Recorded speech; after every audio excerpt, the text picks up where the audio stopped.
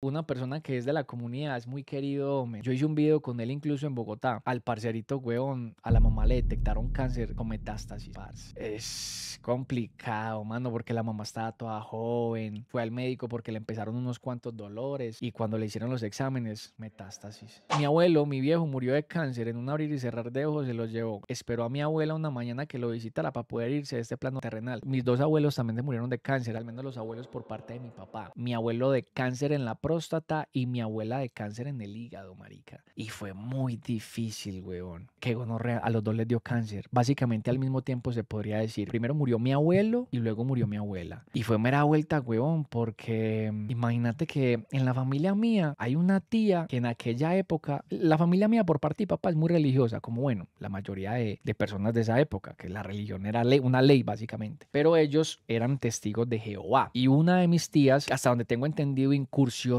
en otro tipo de religión que no eran los testigos de Jehová, pero ya estando grande. Son esas religiones donde gritan y no es que no sé, se me va, donde gritan así duro, huevón, pidiéndole cosas a Dios y toda la vaina. Yo recuerdo que una vez estaba en Bogotá, yo estaba muy niño, yo no comprendía lo que estaba sucediendo. Yo en esa época ni siquiera sabía que era el cáncer, pero pues ya me habían dicho que mis abuelos tenían cáncer. Y mis abuelos, o sea, enfrente mío, no flaqueaban, ellos mostraban siempre tenacidad, huevón, como pues los niños no tienen por qué cargar con esto tampoco. Y yo recuerdo que una vez reunieron a toda la familia, mano, toda la familia. Estaban mis tíos, todos mis tíos. Estamos hablando de una familia grande. Mis primos, mis hermanos, mi papá, todos, papi, en una habitación. Y mi abuela estaba en el centro, en una silla. O sea, nosotros estábamos haciendo como una especie de círculo y ella estaba en el centro. Y esta tía, de la que les estoy hablando, comenzó a hacer una especie de oración. Yo en esa época, pues no es que fuera, o sea, yo creía en Dios porque pues fue lo que me inculcaron desde niño. Yo estaba demasiado culicagado. O sea, la verdad, estamos hablando de que tendría por ahí 8, o sea, 8 años, 9 años quizás. Yo viajaba todos los años a Bogotá porque mi mamá trabajaba en una aerolínea, entonces iba a pasar vacaciones. Y fue justo en una de esas ocasiones que sucedió ese tipo de ritual. Yo creía en Dios, pues obviamente porque me lo inculcaron desde niño, pero pues yo no era de los que iba a misa ni esas cosas. Yo sabía que se trataba como una especie de ritual, pues obviamente religioso, porque todos se lo indicaban a Dios y que Dios, que...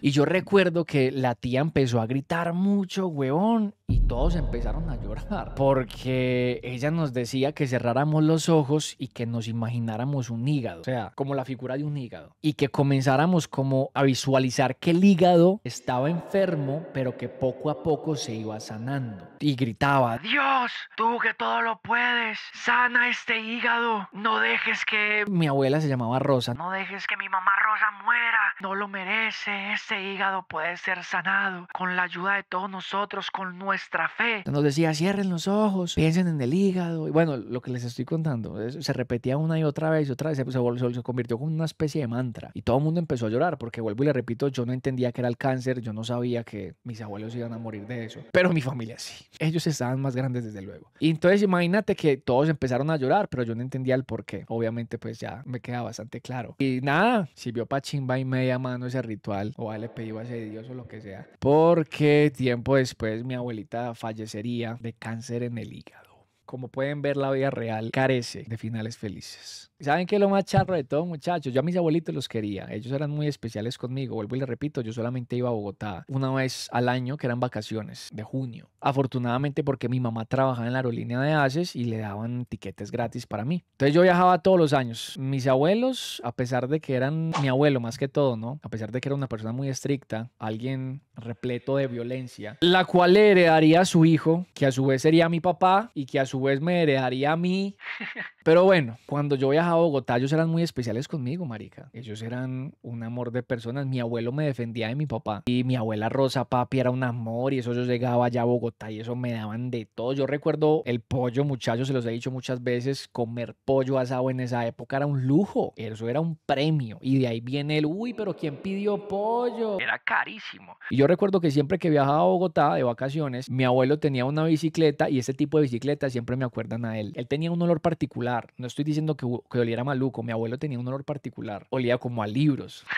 No, a mí no me desagradaba ese olor, la verdad. De hecho, me gustaba. Por eso mantenía en la habitación de él. Él siempre me ponía a ver muñequitos en la televisión. Él tenía una bicicleta, no sé si era profesional o semiprofesional, donde las llanticas eran muy delgaditas, marica. Eran extremadamente delgadas. Eran muy, muy delgadas, weón. Me impresionaba porque yo estaba acostumbrado de pronto a montar bicicletas con llantas normales, que eran gruesitas. Y siempre que yo llegaba a visitarlos, pues, de vacaciones a Bogotá, mi abuelo cogía la bicicleta tenía una canastilla en la parte de adelante y se iba en la bicicleta a comprar pollo. Siempre. Siempre que yo llegaba de visita compraba un pollo asado y los llevaba a la casa para que todos comiéramos. Era como una manera de celebrar que yo había llegado. Pues yo no me crié con ellos, yo me crié aquí en Medellín con mi mamá. Entonces era como, hey, qué bacano, vino el nietecito. Tengamos en cuenta algo, mi abuelo nunca, pues rara vez salía de la casa porque él había quedado con estrés postraumático. Él era miembro de la Policía Nacional de Colombia. Trabajaba en el, creo que llamaba el F2 o el B2, no recuerdo muy bien, que era la sección de inteligencia. A él le hicieron un atentado, le explotaron un carro y lo prendieron a bala, pero quedó vivo. Entonces a él le hicieron el atentado, no lo lograron matar, sí quedó como herido y quedó maluco. Él quedó corrido de la teja. Entonces él siempre sentía que lo estaban persiguiendo, que en cualquier momento iban a terminarlo de matar. Y por eso no salía de la casa. Él tenía en la casa su fierro y toda la vaina, ¿no? Entonces él mantenía como muy psicoseado con esas vainas. Y vea, yo cuando iba a Bogotá, él salía en su bicicletica, huevón, iba y compraba el pollo y volvía. Y nos comíamos el pollito entre todos, tan lindos, huevón. Yo a mi abuelo lo quería mucho porque yo tuve mucho más contacto con mi abuelo que con mi abuela. Y yo recuerdo que por esa época yo estaba en Medellín y estaba de moda Pokémon. Pokémon era una serie nueva aquí en Colombia y la estaban pasando por televisión, por canales nacionales. Estamos hablando de Pokémon, la primera temporada, la de los, son 150 Pokémon, creo que eran 150, algo así. Y como esa serie pegó tan duro aquí en Colombia, sacaron un CD de Pokémon con unas canciones, las canciones oficiales de la serie y otras canciones que supongo que habrán compuesto ellos por fuera, ¿no? Con otros artistas. Y estaban vendiendo el CD de Pokémon, entonces te traía el CD y te traía como una especie de álbum de Pokémon. Mera chimba, weón. Mi mamá me lo compró porque pues yo era un, imagínate pues cómo era de niño. Mi mamá me compró el CD y el CD tenía muy buenas canciones. Habían unas que ni siquiera tenían que ver con Pokémon. Yo una vez estaba en la casa, parchadito de niño, y sonó el teléfono. Lo contestó mi hermanita porque mi mamá trabajaba todo el día y lo contestó mi hermanita, la del medio, y me dijo, David, lo necesitan, es de Bogotá. Y yo contesté y era mi papá, weón.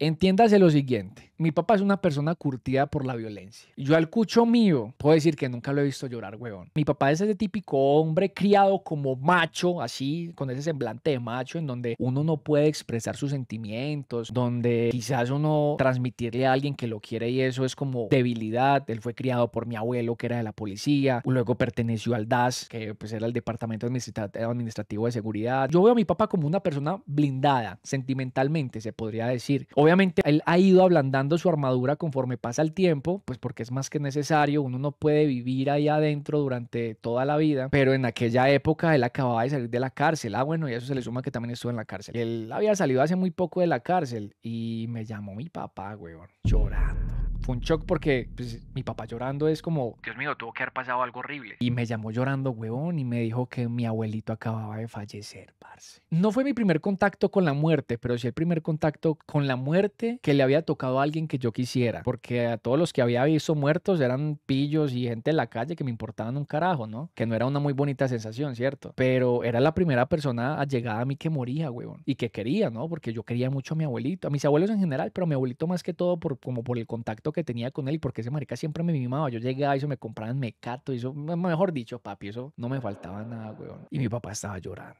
y me dijo, mi hijo, su abuelo acaba de morir. Y yo le dije, ¿cómo así, papá? Imagínate, yo no entendía la muerte. Me dijo, hijo, acaba de morir su abuelo. Le queríamos avisar para que de pronto le pida a Dios por el alma de él y para que esté enterado de que cuando vuelva a Bogotá no lo va a volver a ver. Yo me puse mal, yo me puse triste, pero yo no sabía cómo exteriorizar eso, weón. Yo dije como, bueno, ¿y uno?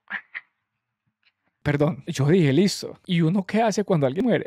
Me da vuelta, no. Yo no sabía qué se hacía cuando alguien moría. Ni siquiera sabía qué era lo que yo estaba sintiendo. No tenía ni idea. Y lo único que pude hacer, por puro instinto, fue poner esta canción de Pokémon. Mil y una estrellas veo brillar. Es noche aquí. ¡Qué mierda, huevón! Porque la única manera mía de exteriorizar eso que yo estaba sintiendo fue con esa canción. Porque miren que la canción tiene un ritmo un poco nostálgico, quizás un poco melancólico. La letra no tiene nada que ver con un ser que acaba de morir, pero tiene que ver con algo así como con un amor. Es básicamente Mystic, que siempre estuvo enamorada de Ash, declarándosele en su mente. Es como una especie de soliloquio. Y ella simplemente está hablando en su mente cuando se acostaron a dormir, diciendo como que hey, estamos aquí y yo no puedo disimular más cuando te veo. El coro es que quiero decirte lo que siento y no sé cómo empezar. Y era básicamente lo que yo estaba sintiendo porque yo no sabía cómo expresar lo que estaba sintiendo. Y pasé mi duelo una canción de Pokémon. Que en paz descansen, ¿no? Que en paz descansen mis abuelitos. Donde sea que estén, si es que hay algo después de la vida.